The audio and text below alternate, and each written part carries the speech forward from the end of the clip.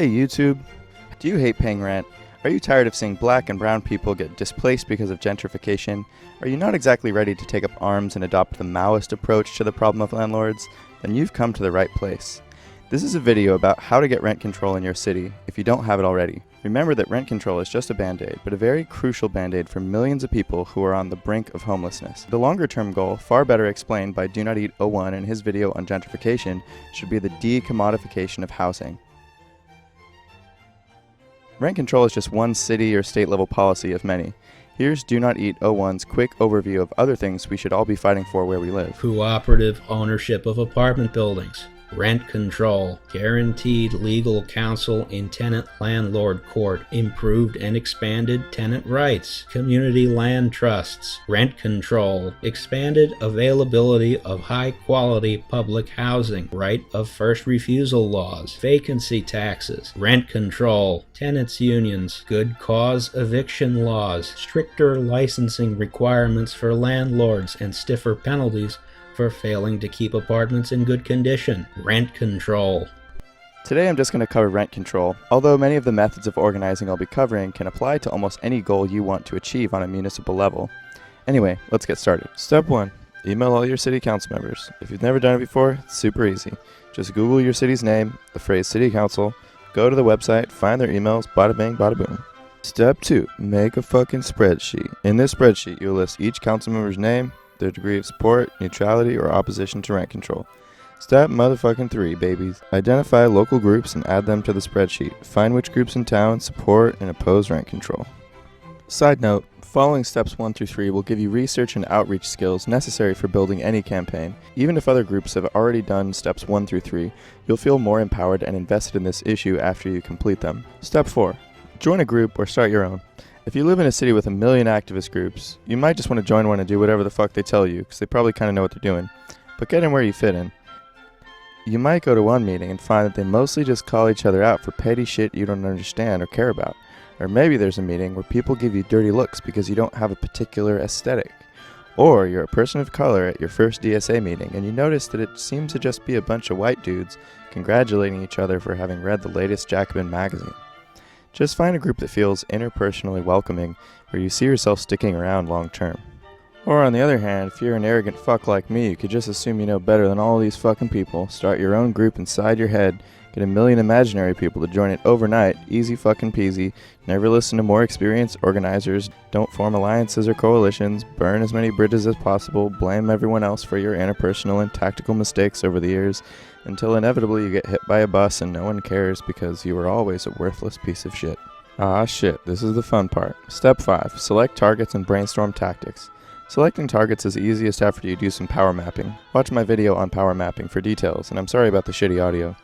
Targets are just individual council members, or whoever, who you're trying to shift toward a position of support on rent control. Brainstorming tactics is just going to be something you do with your group. Tactics are creative ways to achieve your goal. Here's a few ideas. Lobbying tactics. There's always power in numbers. If you can get a big-ass mob, like 50 to 100 people, to a city council meeting during public comment, everyone's holding signs that say rent control now, and everyone's speaking at comment, this is a good tactic. For those of you very online motherfuckers saying this is too liberal, I guess you have a better idea. Like you and your online buddies are going to go outside for once, put on berets, pick up some assault rifles, and march into City Hall demanding rent control while taking hostages. I mean, hypothetically, you could do that, but you also would get killed and nobody's rent would stop going up. So, I don't know, Godspeed you cartoony fucking edgelords.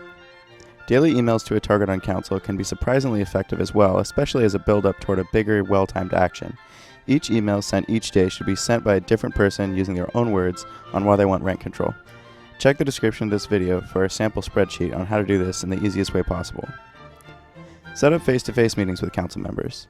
Consider whether you should be the one meeting or if someone else should meet with them.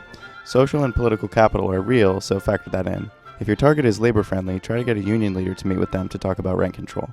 If your target is religious, get a faith leader to meet with them. Study your target, see what makes them tick, and strategize from there. Media tactics. Calling a couple local media outlets to come report on your action can be helpful, although not always. This is where optics is a big consideration.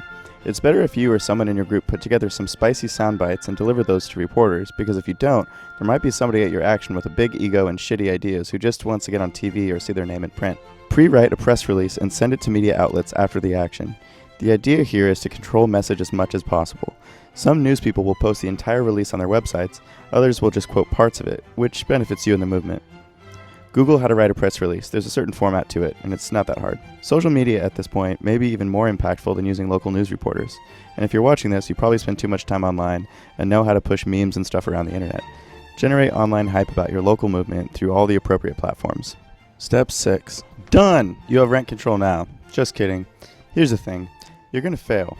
You're going to watch the real estate lobbies scare away your allies and influence politicians. You'll watch politicians betray you right before your eyes. You'll walk away burnt out and nihilistic, drinking yourself to sleep and waking up finding that while blacked out drunk you ordered 12 Rules for Life on Amazon. It's going to get worse, and worse, and more worse. But through the failure, you'll have built relationships and power, which is really the only thing that can help us decommodify housing in the long term.